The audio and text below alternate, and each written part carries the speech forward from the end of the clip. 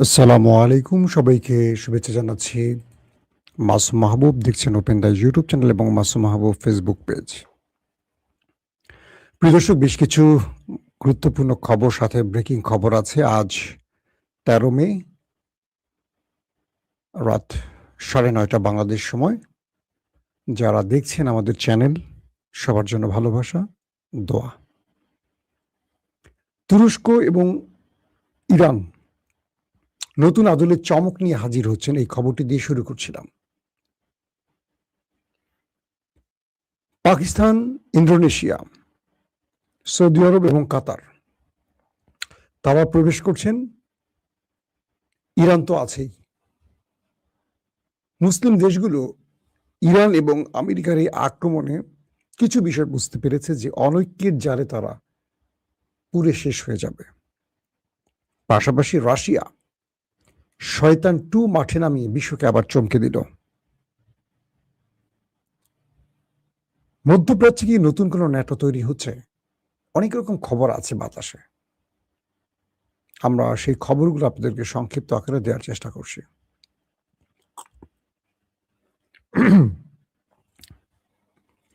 প্রথম যে খবরটি দিয়ে শুরু করতে চাই, তুরস্ক।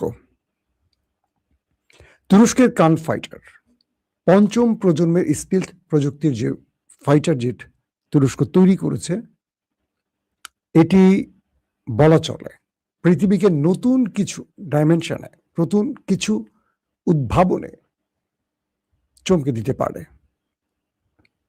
ইতিমধ্যে পাকিস্তান তুরস্কের সাথে 15 বিলিয়ন মার্কিন ডলারের চুক্তি করেছে, প্রায় 65 থেকে 68 এরকম সংখ্যাটা। তারা কান ফাইটার নেবে তুরস্কের কাছ থেকে। ইন্দোনেশিয়া তারা 45টির মতো এই ফাইটার জেট নেবে 10 বিলিয়ন মার্কিন ডলার চুক্তির মাধ্যমে। বলা হচ্ছে কাতার এবং সৌদি আরব নাম লেখাতে যাচ্ছে। সৌদির সাথে তুরস্কের এই বিষয়ে কথা চলছে এবং বলা হচ্ছে যে সৌদি আরব 100 বিলিয়ন মার্কিন ডলার বিনিয়োগ করবে তুরস্কে। আমরা বাংলাদেশকে দেখতে চাই তুরস্কের সাথে সামরিক এই চুক্তির মধ্যে, কারণ বাংলাদেশের সবচেয়ে বড় শত্রু তার নিকটই আছে এবং বাংলাদেশের বিমান বাহিনী খুবই দুর্বল অবস্থায় আছে। যদিও নতুন যিনি আছেন তিনি দৌড়ঝাঁপ করছেন, আমি জানি না ভারতের ভয়ে গুটিয়ে যাবেন না শেষ পর্যন্ত সফল হবেন, সেটা আমরা দেখার অপেক্ষায় থাকব। তুরস্ক এই কার্ন ফাইটার তৈরির পুরো মেশিন সবকিছু তারা নিজেরা তৈরি করেছে, কারো কাছ থেকে কোনো কিছু ঋণ বা হাওলাত করতে হয়নি বা কিনতে হয়নি। তো বলা হচ্ছে যে পাকিস্তান তার দেশে এই কারখানাটি তৈরি করবে তুরস্কের সাথে পরিকল্পনা করে, কোলাবোরেশন করে, এবং তারা এখানে বসে এই ফাইটার জেট তৈরি করবে। ভবিষ্যতে চাইলে পাকিস্তান নিজেও বিক্রি করতে পারবে। একইভাবে ইন্দোনেশিয়াও তুরস্কের সাথে এই সামরিক চুক্তির মাধ্যমে তার দেশে এটি তৈরি করবে। সেই জন্য বললাম যেন বাংলাদেশ এই সামরিক চুক্তিতে এগিয়ে আসে। আমাদের বিমান বাহিনীকে তুরস্ক অনেক পথ এগিয়ে নিতে পারবে। তুরস্ক এই মুহূর্তে মুসলিম দেশগুলোর মধ্যে শুধু নয়, ইউরোপ বা ন্যাটোর মধ্যে একটা শক্তিশালী পজিশনে আছে সামরিক শক্তির দিক থেকে। যদিও তুরস্ক খুব বেশি প্রচার করে না, তারা একটার পর একটা চমক দেখাচ্ছে এরদোয়ানের এই শাসনকালে। তো আমরা তারেক রহমানের শাসনকালে বাংলাদেশের বিমান, সেনাবাহিনী, এয়ারফোর্সকে, কি বলে, নৌবাহিনীকে একটা উন্নত জায়গায়, একটা কি বলবো, মর্যাদার জায়গায় দেখতে চাই। শুধু এই কার্ন ফাইটার জেট তৈরি করছে বিষয়টা এরকম নয়। তুরস্ক, কাতার তারা সৌদি আরবের মতো পাকিস্তানের সাথে একটি চুক্তি করতে যাচ্ছে।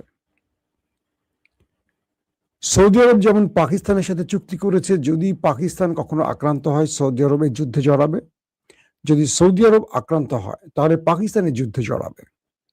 যে কারণে ইরান যখন সৌদি আরবে অ্যাটাক করেছে, একাধিকবার পাকিস্তান মধ্যস্থতায় এগিয়ে আসছে এবং এই বিষয়টি, এই চুক্তিটি ইরানকে স্মরণ করিয়ে দিয়েছে। পরবর্তী সৌদি এই বিষয়টি, পাকিস্তান এই বিষয়টি ইরানের সাথে সমঝোতার চেষ্টা করেছে, অনেকটা সমঝোতা করেছে। এখন তুরস্ক বলছে তার প্রযুক্তি তিনি পাকিস্তানকে দিয়ে সহযোগিতা করবেন, পাকিস্তান তার নিউক্লিয়ার দিয়ে তুরস্ককে সহযোগিতা করবে, যদিও তুরস্ক একটি ন্যাটো রাষ্ট্র। একইভাবে কাতারও পাকিস্তানের সাথে একটা সামরিক চুক্তি করতে যাচ্ছে, এমনটি আভাস মিলেছে পাকিস্তানের কয়েকটি গণমাধ্যমের সূত্র ধরে।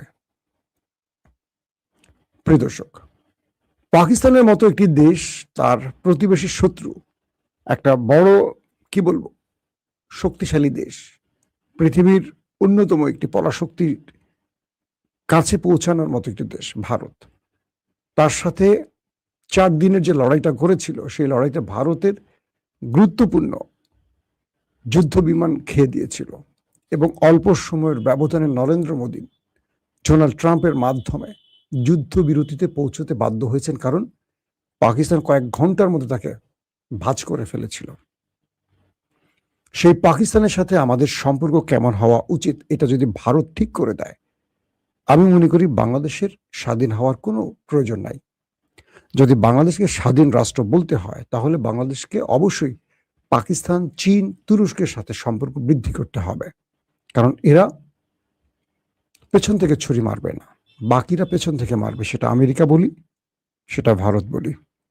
যদিও লালমনিরহাটে আমাদের যেই হ্যাঙ্গার বসানো হয়েছে, এয়ারবেস তৈরি হচ্ছে, সেখানে ইতালি থেকে কিছু ফাইটার যেটা আনা হচ্ছে এমন তথ্য আমরা পেয়েছি। তো এই মুহূর্তে ইন্দোনেশিয়া, সৌদি আরব, কাতার, পাকিস্তান, তুরস্ক এরা একটা সামরিক চুক্তি, শুধু না সামরিক জোট করার পরিকল্পনা করছে, সেখানে আরো কিছু দেশ জড়াতে পারে এবং ভবিষ্যতে এই জোটে ইরানও আসতে পারে। এই জোটে ইরান আসবে কি আসবে না, থাকবে কি থাকবে না, তা ডিপেন্ড করছে আমেরিকা এই যুদ্ধে হারবে কি হারবে না তার উপরে। কারণ এই মুহূর্তে ইরানকে যারা কদিন আগেও এই যুদ্ধটা শুরুর আগে ইরানকে পাত্তাই দিত না, তারাও গোপনে ইরানকে বস বলছে, বস তোমাকে স্যালুট, তুমি যা করছো অনেক কিছু, এটা আমরা পারিনি তাই আমরা হুজুর হুজুর করেছি আমেরিকাকে, তুমি করে দেখিয়েছো, এখন আমাদের বুকের সাহস বেড়ে গেছে। তো এই ইরান এই মুহূর্তে তারা একটি মুসলিম জোটে যদি আসে, সেই জোটটি যদি সৌদি আরব, কাতার, কুয়েতের মতো দেশও থাকে, তুরস্ক, পাকিস্তান থাকে, তাহলে ইসরায়েলের ঘুম হারাম হয়ে যাবে, কনফার্ম থাকেন। দর্শক, দ্বিতীয় গুরুত্বপূর্ণ খবর হলো লেবানন এবং ইসরায়েলের মধ্যে ব্যাপক খেলা চলছে। দক্ষিণ লেবাননের অনেক আবাসন দখলে নেমেছে নেতানিয়াহু বাহিনী। যারা যে বাড়িগুলো দখল করেছে সেই বাড়িগুলোতে আবার হিজবুল বাহিনী ড্রোন এবং কাউন্টার অ্যাটাকের মাধ্যমে তাদেরকে সোজা ওপারে পাঠাচ্ছে। আজকে 7 জনের মতো নেতানিয়াহু বাহিনীর আইডিএফ সেনা ওপারে চলে গেছে। একটি বাড়িতে ড্রোন অ্যাটাকে 5 জন এবং অপর জায়গায় আরো 2 জনকে ওপারে পাঠানো হয়েছে। বলা হচ্ছে লেবানিজ বাহিনী বা লেবাননের হিজবুল বাহিনী তারা ড্রোন দিয়ে সেই বাড়িটিতে অভিযান চালায় এবং নিখুঁতভাবে তাদেরকে ওপারে পাঠায়। শুধু একটি নয়, আরো একাধিক আক্রমণ এবং পাল্টা আক্রমণের ঘটনা ঘটছে এবং লেবাননে এখন ব্যাপক আকারে খেলা চলছে। ইরাকে দখলদারদের অর্থাৎ ইসরায়েলের একটি গোপন ঘাঁটি পাওয়া গেছে। এটি গণমাধ্যমে আসার পর ব্যাপক চাঞ্চল্য তৈরি হয়েছে। বলা হচ্ছে যে এই ঘাঁটি থেকে সৌদি আরবে কয়েক দফা আক্রমণ করেছে ওই বাহিনী আর কি, নেতানিয়াহু বাহিনী, এবং এই দোষ ইরানি মিলিশিয়াদের ঘাড়ে চাপাবার চেষ্টা করা হয়েছে, যেটি এখন সৌদি আরব এবং ইরান দুই পক্ষই বুঝেছে। অর্থাৎ ইরানের প্রতিবেশী একটি দেশ খুব কাছে বসে এখানে একটি গোপন ঘাঁটি তৈরি করে এখান থেকে ফলস ফ্ল্যাগ অপারেশন করছে কে? ইসরায়েল আরবের বিরুদ্ধে, কিন্তু দোষ চাপাচ্ছে ইরানের বিরুদ্ধে। ইরান আরবের কোনো সাধারণ মানুষের বা রাষ্ট্রের ক্ষতি করেনি। ইরান যে কাজগুলো করেছে সেটা হলো মার্কিন স্বার্থ সংশ্লিষ্ট জায়গাগুলোতে হিট করেছে। ইরান যে কাজটি করেছে মার্কিন ঘাঁটিকে লক্ষ্য করেছে, কিন্তু যখনই আরবের কোনো তেল ক্ষেত্র, কোনো প্রাইভেট প্রতিষ্ঠান বা রাষ্ট্রীয় প্রতিষ্ঠানে আক্রমণ হয়েছে, ইরান সঙ্গে সঙ্গে খোঁজ খবর নিয়ে বলছে যেগুলো আমরা করিনি। তাহলে কারা করেছে, কোত্থেকে হয়েছে? অবশেষে জানা গেছে, আমার চেহারা আটকে গেছে না,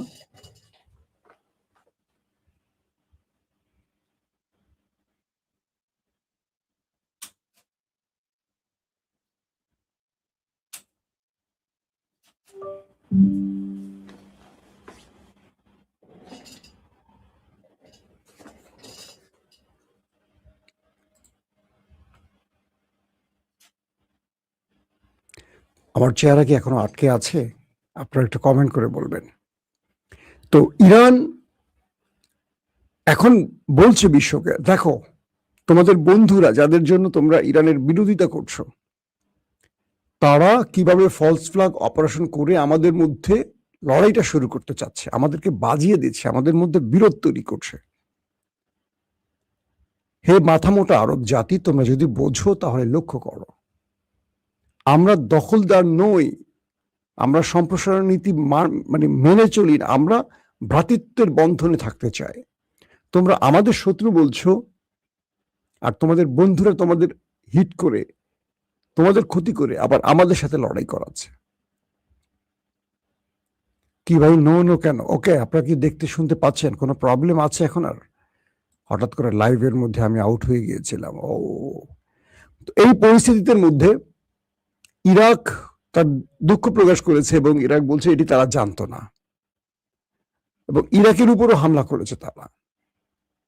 তো এই মুহূর্তে ইরান এমন একটি পলিসি নিয়ে এগুচ্ছে যেটা মধ্যপ্রাচ্য শুধু নয়, মুসলিম জাতির জন্য অনেক বড় বার্তা বহন করছে। কিরকম?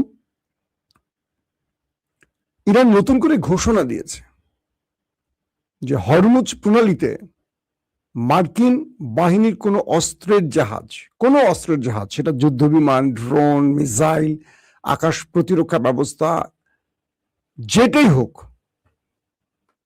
আমেরিকার কোনো অস্ত্রবাহী, ইকুইপমেন্টবাহী সামরিক যন্ত্রাংশ বা সামরিক অস্ত্রের কোনো চালান যদি হরমুজ প্রণালীতে ঢুকে, ইরানের বাহিনীকে বলা হয়েছে তোমরা প্রথম তাকে ওয়ার্নিং দিয়ে ডেকে আনবা, যদি না আসে সরাসরি ডুবিয়ে দিবা, হিট করবে, আক্রমণ করবে। যখন ডোনাল্ড ট্রাম্প চীন সফরে রয়েছেন, চীনকে দিয়ে ইরানকে কিছু বার্তা দেওয়ার জন্য, তখন ইরান আমেরিকাকে দুটো বার্তা দিয়েছে। এক, তাদের দেশে আজকে দুটো ভূকম্পন হয়েছে, ধারণা করা হচ্ছে কোনো ভূগর্ভস্থ নিউক্লিয়ার টেস্ট হয়েছে কিনা। অনেকগুলো গণমাধ্যম বলছে 4.3, 4.5 মাত্র যে দুটো ভূমিকম্প হয়েছে একদম রাজধানীর কাছাকাছি জায়গায়, এটা ইরানের নিউক্লিয়ার টেস্ট কিনা, মানে ডোনাল্ড ট্রাম্পকে বিশেষ কোনো বার্তা দেওয়া হলো কিনা। দ্বিতীয়টি হলো, আজ তারা ঘোষণা দিয়েছে মার্কিন যুক্তরাষ্ট্রের কোনো জাহাজ এই অঞ্চলে প্রবেশ করলে অস্ত্র সহ সেটাকে ইরান আটক করবে। যদি বাধা আসে বা কোনো কারণে তারা কথা না শুনে, তাহলে সঙ্গে সঙ্গে আক্রমণ করে উড়িয়ে দিতে হবে, ডুবিয়ে দিতে হবে। এই ঘটনা থেকে কি ক্লিয়ার হলো? ইরান আমেরিকাকে কোনোভাবে ছাড় দিতে রাজি না, কোনোভাবেই ছাড় দিতে রাজি না। আমেরিকা তার অস্ত্র নিয়ে এই অঞ্চলে প্রবেশ করতে হলে এই অঞ্চলে ঢুকতে হবে। রেড সি অর হরমুজ প্রণালী, এই দুটো ইরানের কন্ট্রোলে আছে। রেড সি বা বাবুল মান্দাব, এই পথে আছে ইয়েমেনের হুতিরা, আর হরমুজ প্রণালীতে আছে ইরান। এবং এই দুটো অঞ্চল ছাড়া এই অঞ্চলে গালফে প্রবেশ করতে পারবে না। বহু পথ পাড়ি দিয়ে আফ্রিকা হয়ে অনেক কাহিনী করে আসতে হবে।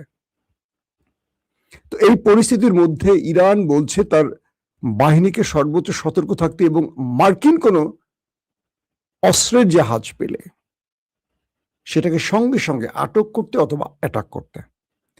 এই পরিস্থিতির মধ্যে বলা যাচ্ছে যে চরম টেনশনে পড়ে গেছে আমেরিকা। এখন ডোনাল্ড ট্রাম্প, তিনি 13 তারিখ আজকে রওনা হয়েছেন চীনে, পৌঁছবেন বা পৌঁছেছেন। 14-15 2 দিন শি জিনপিং এর সাথে বৈঠক করবেন এবং পুরো এটি বহর নিয়ে গেছেন, তার বাণিজ্যিক বহর, এক্সপার্ট, সামরিক বহর, অনেককে নিয়ে তিনি চীনে গেছেন বড় আশা নিয়ে। চীনের কাছে হাত পাতবেন, কি করে ইজ্জত নিয়ে বাঁচতে পারলেন তিনি। তার তো প্যান খুলে ফেলছে, এখন জায়গাটার জন্য বহাল রাখি ইরান, এটার জন্য গেছে। তো এই পরিস্থিতির মধ্যে মার্কিন প্রেসিডেন্ট কি নিয়ে আসবেন চীন থেকে সেটা বলা মুশকিল, তবে ইরান তাকে যে ছাড় দিবে না সেটা কনফার্ম। এর মধ্যে রাশিয়ার প্রেসিডেন্ট ভ্লাদিমির পুতিন যে ঘোষণা দিয়েছেন, রাশিয়া 35,000 কিমি 35,000 কিলোমিটারের রেঞ্জের সারমাত মিসাইল, নিউক্লিয়ার মিসাইল, পারমাণবিক মিসাইল উৎক্ষেপণ করছে, পরীক্ষা চালিয়েছে, যেটার বাংলা নাম শয়তান 2। বলছে পৃথিবীর কক্ষপথ ঘুরে এটি আবার তার স্থানে ফিরে আসতে পারে এবং এটি পুরো পৃথিবীকে চক্কর দিতে পারে, সারমাত বা শয়তান 2। রাশিয়ার এই মিসাইল একসাথে একাধিক ওয়ারহেড বহন করতে পারে। এমন একটি সময় রাশিয়া এটি উৎক্ষেপণ করলো যখন আমেরিকা ইরানের মধ্যে দর কষাকষি চলছে। বিশ্লেষকরা বলছেন রাশিয়ার এই মিসাইলটি, নিউক্লিয়ার মিসাইলটি এই মুহূর্তে নিকট সময় আর কোনো দেশের হাতে নেই, এত লং ডিস্টেন্সের মিসাইল। দর্শক, আরেকটি খবর দিয়ে আমি শেষ করতে চাই।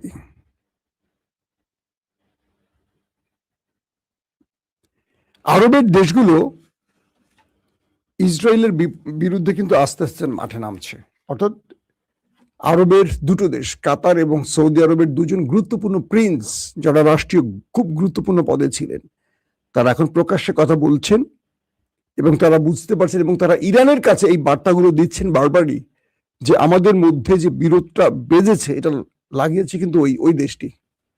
বুঝছেন তো? আপনারা কি বুঝছেননি কোন দেশের কথা কইছি আমি? সো আমাদেরকে তাদের ব্যাপারে সতর্ক থাকতে হবে। তাদের গণমাধ্যম দিয়ে আমাদের উপর প্রোপাগান্ডা চলছে যেমন, আবার আমাদের মধ্যে অনৈক্য তৈরি করে গ্রেটার ইসরায়েল তৈরির যে মূল প্ল্যানে তারা কাজ করছে, এটা কোনোভাবে সম্ভব হবে না যদি আমরা ঠিক থাকি, আর তখনই সম্ভব হবে যখন আমরা বিভাজিত হয়ে যাব। তো এই পরিস্থিতির মধ্যে ইরান চাইছে বা আরবগুলো চাইছে, একমাত্র আরব আমিরাত ছাড়া তারা ভেতরে ভেতরে পাকিস্তান তুরস্কের মাধ্যমে মধ্যস্থতা করে একটি জায়গা তৈরি করতে চাচ্ছে, যে কারণে তুরস্ক এটি বলয় তৈরি করছে, একটা ঐক্যের ভিত্তি তৈরি করছে যেখানে আরো মুসলিম দেশগুলো আসবে, মিশরও থাকতে পারে, যাতে করে আগামী দিনগুলোতে যারা দখলদারিত্ব চালাবে তাদের বিরুদ্ধে জোট একসাথে কাজ করতে পারে।